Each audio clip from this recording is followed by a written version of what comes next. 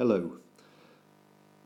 This is number one of five linked podcasts that look at the birth of the Weimar Republic, 1919 to 23.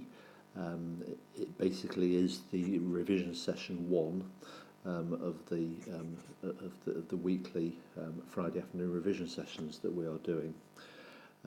So work your way through the podcasts in the order that they have been given to you on the email.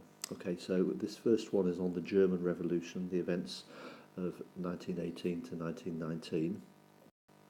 I've given you a map there. That map actually wasn't in the presentation on Friday, but I thought it would just help clarify a few things. When we talk about the German Revolution, we're talking about the events at the end of World War I for Germany. Germany, of course, was defeated. A revolution is a significant change. Okay, so what exactly do we mean by the German Revolution? Well, the first thing is that when Germany, in November 1918, and a quick look at this map, it seemed as if Germany was actually winning the war. And so the defeat was a profound shock.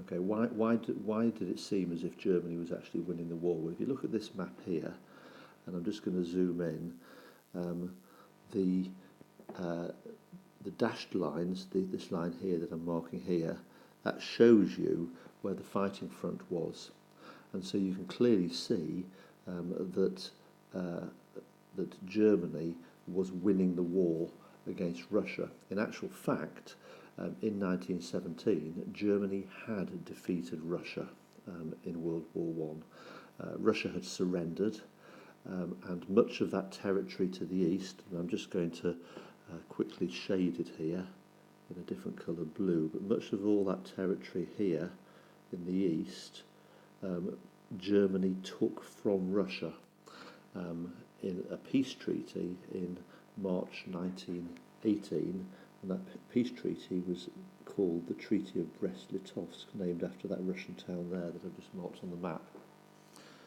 So Germany fighting a two-front war, first of all fighting against Russia in the east, and secondly fighting against France and Britain in the west. So just zooming in there. So again, you've got that dashed line here, which shows the fighting front. So again, you can clearly see that Germany seemed to be winning the war. This was the front as it was in 1918. It was in France and Belgium. Now, Germany was in retreat at the end of 1918. She was retreating back towards her own front. But in November 1918, when the war ended, no German soldier had actually retreated onto German soil. So from the viewpoint of the German soldiers, in other words, the soldiers at the fighting front, it seemed as if the war could be won.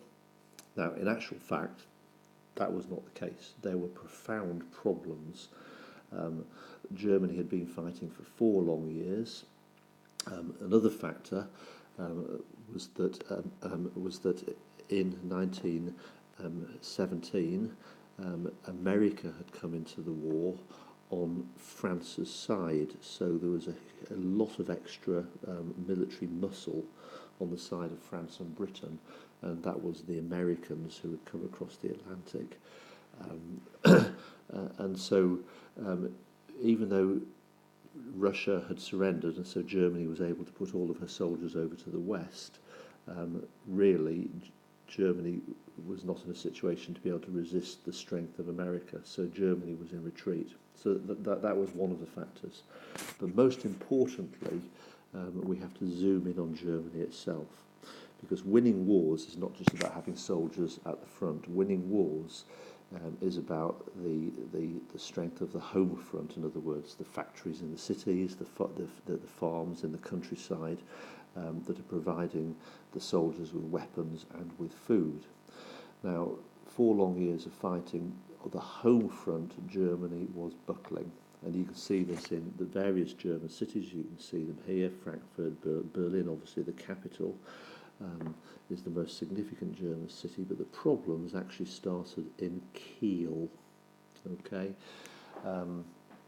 so Kiel was a port. You can see it there. Just put the cross on it.